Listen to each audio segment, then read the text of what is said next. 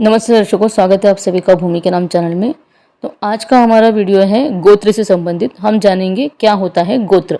गोत्र का शाब्दिक अर्थ तो बहुत व्यापक है। विद्वानों के समय से इसकी व्याख्या यथोचित है। और गो अर्थात इंद्रिया, वही त्र के का अर्थ होता है रक्षा करने वाला। अतः गोत्र का यह अर्थ है कि इंद्रिय आघात से रक्षा करने वाला, और जो कि स्पष्ट रूप से एक ऋषि होता है। सामान्यतः गोत्र को ऋषि परंपरा से संबंधित माना गया है। ब्राह्मणों के लिए तो गोत्र विशेष रूप से महत्वपूर्ण है, क्योंकि ब्राह्मण ऋषियों की संतान है। अतः प्रत्येक ब्राह्मण का संबंध एक ऋषि कुल से होता है। और प्राचीन काल में 4 ऋषियों के नाम पर गोत्र परंपरा प्रारंभ हुई थी, और ये ऋषि हैं अंगिरा, कश्यप, वशिष्ठ और भृगु। तो कुछ समय उपरांत जमदग्नि, अत्रि, विश्वामित्र, अगस्त्य और भरद्वाज भी इसमें जुड़ गए। और व्यावहारिक रूप से गोत्र से आशय पहचानना होता है, जो ब्राह्मण के लिए अनेक ऋषिकुलों में से एक ऋषिकुल होता है। कालांतर में जब वर्ण व्यवस्था ने जाति व्यवस्था का रूप ले लिया, तब यह पहचान स्थान व कर्म से संबंधित हो गई। यही कारण है कि ब्राह्मणों के अतिरिक्त अन्य वर्गों के भी गोत्र अधिकांश उगम ले चुके थे। अब देखते हैं कि जब किसी व्यक्ति का गोत्र का पता ना हो तो क्या करना है। ब्राह्मणों में जब किसी को अपने गोत्र का ज्ञान नहीं होता है तो वह कश्यप गोत्र का उच्चारण करता है। ऐसा इसलिए क्योंकि कश्यप ऋषि के एक से अधिक विवाह हुए थे और उनके अनेक पुत्र थे, और अनेक पुत्र होने के कारण ही ऐसे ब्राह्मणों को जिन्हें अपने गोत्र का पता नहीं है, वह कश्यप ऋषि के ऋषिकुल से संबंधित माने जाते हैं। भारत में जो भी रह रहे हैं वे सभी ऋषियों की और मुनियों की संतान हैं, चाहे वह सूर्यवंशी हो, असुरवंशी हो, चंद्रवंशी हो या अन्य किसी भी कुल के हो। ऋषियों में बहुत से ऐसे ऋषि हैं जिन्होंने वेदों को संभालने के लिए वेदों का विभाजन कर दिया था, और इस तरह ब्राह्मण कुल के अलग अलग समाज का निर्माण हुआ था।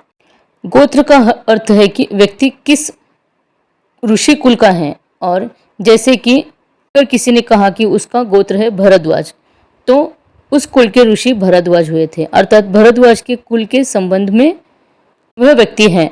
भरद्वाज उसके कुल के आदि पुरुष है। इसी तरह कोई इंद्र, सूर्य या चंद्रदेव से तो कोई हिरण्याक्ष या हिरण्यकशिपु से संबंधित रहता है, तो उनके गोत्र उनके वंश के आदि पुरुष के नाम से भी जाने जाते हैं। अब जानते हैं, पहले तो मुख्य 7 ऋषि थे और गोत्र थे, तो इनसे आगे और गोत्र कैसे बने।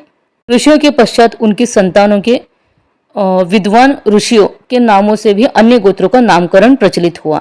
जैसे कि अग्नि नाम का एक गोत्र का वंश था। अग्नि के पुत्र अंगिरा हुए, जिनका नाम भी उनके गोत्र या वंश पर चला। फिर अंगिरा के पुत्र बृहस्पति हुए, बृहस्पति के पुत्र भरद्वाज हुए, और जिनके नाम का भी गोत्र या वंश चला।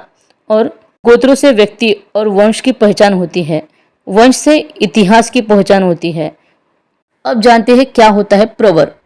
प्रवर के वैसे तो अर्थ श्रेष्ठ होता है। गोत्रकारों के पूर्वजों एवं महान ऋषियों को प्रवर कहते हैं।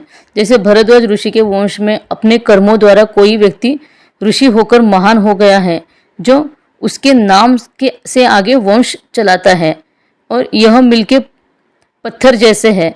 मूल ऋषि के कुल में 3, 5 या 7 आदि महान ऋषि हो चले हैं, और मूल ऋषि के गोत्र के बाद जिस ऋषि का नाम आता है उसे प्रवर कहते हैं।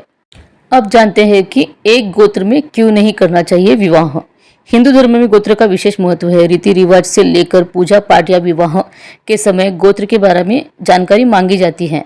हिंदू धर्म में शादियां बिना गोत्र जाने नहीं होती हैं। अगर लड़का लड़की एक ही गोत्र के हैं तो इनकी शादी नहीं की जाती है, और कुंडली जमाने से पहले गोत्र जरूर जानते हैं। अगर अलग अलग गोत्र के हो तभी कुंडलियां मिलाई जाती है।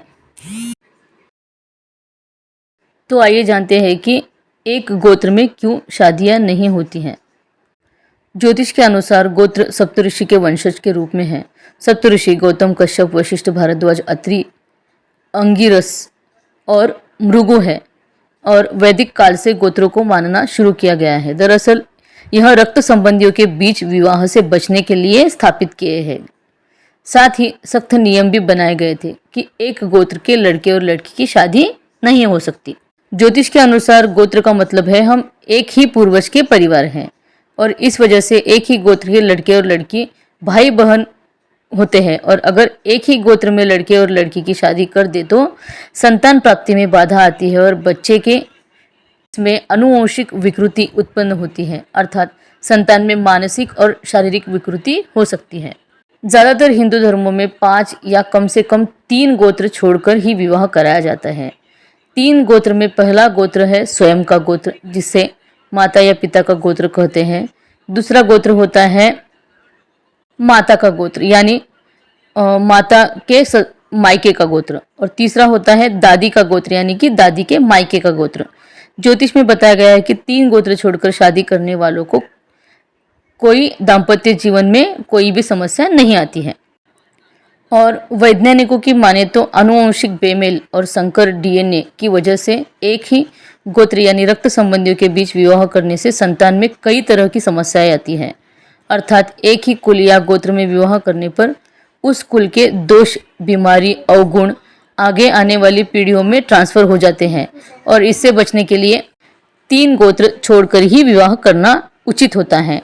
अलग अलग गोत्र में विवाह होने से संतान के अंदर उन दोषों और बीमारियों का नाश होता है और बच्चे ज़्यादा विवेकशील होते हैं।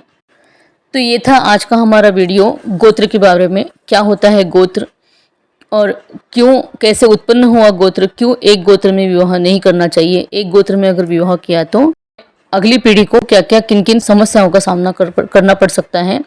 अगर आपको ये वीडियो अच्छा लगा है तो वीडियो को लाइक करिए, चैनल को सब्सक्राइब करिए, लाइक और शेयर करिए। धन्यवाद।